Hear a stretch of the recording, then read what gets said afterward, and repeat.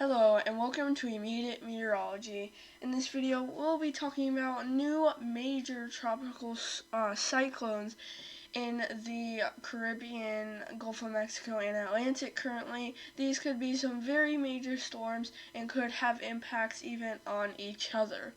Before the video starts, if you like weather content like this, please hit the like and subscribe button and hit the bell to never miss an upload. So let's jump right in. On our first slide here we have Atlantic tropical cyclones and disturbances. The reason why I wanted to show this is because we're talking about both Tropical Storm Laura and Invest 14. We'll be talking about Depression 14. We'll be talking about both of these because they are both going to have very major impacts on the Gulf of Mexico coast of the United States. So like how we always started out, here are our tropical storm force wind speed probabilities, and we're actually going to look at hurricane in just a second. Here currently the highest we have is up to 80% for actually tropical depression 14. So this tropical depression should strengthen quite quickly into a tropical storm in those red areas and most likely make landfall there on the tip of Mexico right there. For Tropical Storm Laura, there is a chance for wind speeds, but not that high, really up to 30 or 40%. So I'm not sure why they've labeled it a tropical storm and they haven't labeled Tropical Depression 14 a tropical storm yet. So I'm not so sure what the National Hurricane Center and what NOAA is doing right now. They'll probably change it sometime soon. Here is our hurricane force wind speed probabilities. We already have a 5 to 10% chance, and that will most likely increase as the days go on. We could see both of these storms turning into at least, it could go stronger, that's what the models are saying, at least a Category 1 hurricane. And also, I will most likely be uploading tomorrow, Sunday, and obviously Monday like I usually do. Because of these hurricanes, most likely only Saturday and Sunday, especially since my online school is starting and it'll be a little bit harder to upload. So now we're going to go ahead and start with the, I would say, quote-unquote tropical storm Laura. Here is our satellite imagery like we always look at in our tropic videos. We do have a pretty healthy storm, maybe not so much on the south end there, but we do actually have some of the storm making landfall there on some of the Caribbean islands, and some of the outer just clouds of it starting to approach Puerto Rico.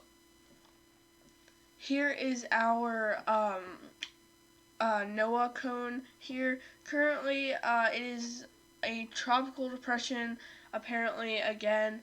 Not again, but I guess what they're saying is it was a tropical storm, but now it's weakened down into a depression. I'm guessing that's what it is.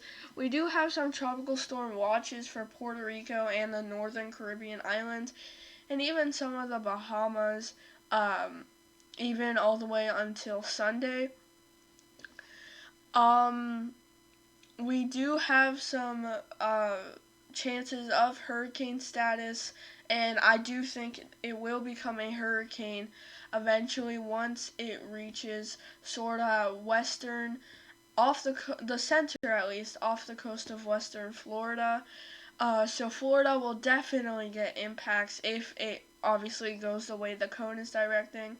So it's saying by 2 a.m. Tuesday, it should become a hurricane. So obviously I will upload that day if it does become a hurricane. And I'll most likely, like I said, upload tomorrow, Sunday, and Monday.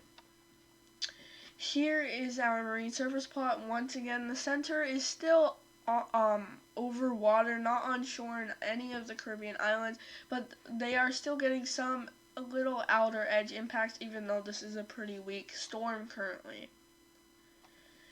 Here is our global model track guidances. Most of the models are pointing that its landfall will be on the tip of the panhandle of Florida and also the coast of Alabama, which is quite a small coast, but still it's looking like it'll have a direct hit on only that area. We do have some models going out toward Louisiana and Texas, but that's only two. And then we do have one model going into Florida and back into the Atlantic, but obviously that's only one model, so that'll probably be very rare. Here is our GFS models. Basically the same thing, except saying it'll stay as a storm system as it goes inland and eventually exit out probably around the Virginia, Maryland, and Delaware area back into the Atlantic, and like they always do up in the northern Atlantic weekend off. However, here's our CMC. It's a little bit harder to see because it's not zoomed in as much. But if you look closely there, it is taking a direct hit on the area, I guess you could say Miami, Florida, that area. Taking a direct hit on there, and then going along the coast just like Isaias did, which was quite annoying. But once again, going through North Carolina. So CMC is basically doing the same thing as Isaias, which most likely won't happen. Now here is our Tropical Storm 13 model intensity guidance. So this is basically Tropical Storm Laura. Actually, I don't want to say most, I want to say maybe half of our models are going into hurricane status. We even have two models climbing up to Category 4 hurricane status. So if that does happen, that'll be our first major hurricane of the year. Major hurricanes are Category 3 or up. The highest we've had, I'm pretty sure, was almost a Category 2, but stayed as a Category 1. But think about it. Peak of hurricane season is right around the corner. It is around the beginning to middle of December. That's the peak of hurricane season. So this could be likely, even though we're approaching, or technically in the end of August.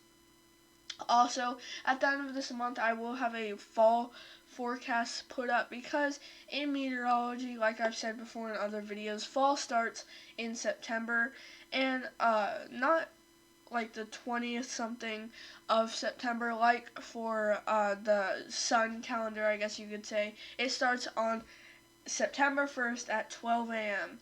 So in meteorology, I will have a fall forecast up by September 1st.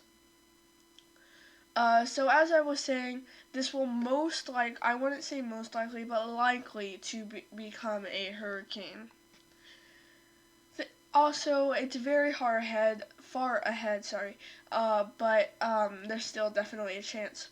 So, here is our arrival time of tropical storm force winds. I'll obviously go country by country or, state by state like I usually do. So, Saturday 2 a.m. should be Puerto Rico, and Saturday 8 a.m. should sort of be exiting Puerto Rico and also entering the Dominican Republic. Saturday 8 p.m. Haiti, Sunday 8 a.m. Cuba, Sunday 8 p.m. to Monday 8 a.m. Florida, Monday 8 p.m. a bit of Georgia, and Tuesday 8 a.m. should be Louisiana, Mississippi, Alabama, Georgia, and Florida. So basically, most of the southeast.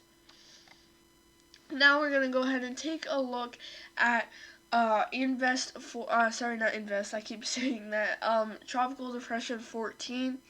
Currently, some of it is actually over land right now. I don't think the center is, but some of the actual storm itself is over land. Not too healthy, but like we said before, it is looking to strengthen very fast. Here is our cone, basically a straight line going straight up all the way through parts of Mexico there, except this one is looking more to hit places like Louisiana and Texas more than Alabama, Mississippi, and Florida and Georgia. So that's where this one's planning to hit. We do already have tropical storm warnings in effect for Honduras and Nicaragua. Sorry if I'm pronouncing that wrong. I don't know these countries down here. By 2 a.m. Sunday, probably going to reach Mexico, and also we do already have tropical storm warnings there. By 2 a.m. Monday, it's looking to become a hurricane, so definitely earlier becoming a hurricane than tropical depression Laura. And by 2 a.m. Wednesday, the center should be over land, but weakened into a tropical storm. So if you remember us looking at the cone track of tropical depression Laura, it said by 2 a.m. Tuesday, it would be that's why I said it would be to the west of the coast of Florida, or at least the center would. So these two most likely hurricanes could have effects on each other. The wind could definitely have effects on each other, and who knows, some of it could break apart by touching each other. We still don't know. Obviously, that's very, very, very, very far ahead for predicting if something like that will happen, because it is very, very rare. Now here is our location. I've already said enough about it, so let's go ahead and I'll move on to the next thing.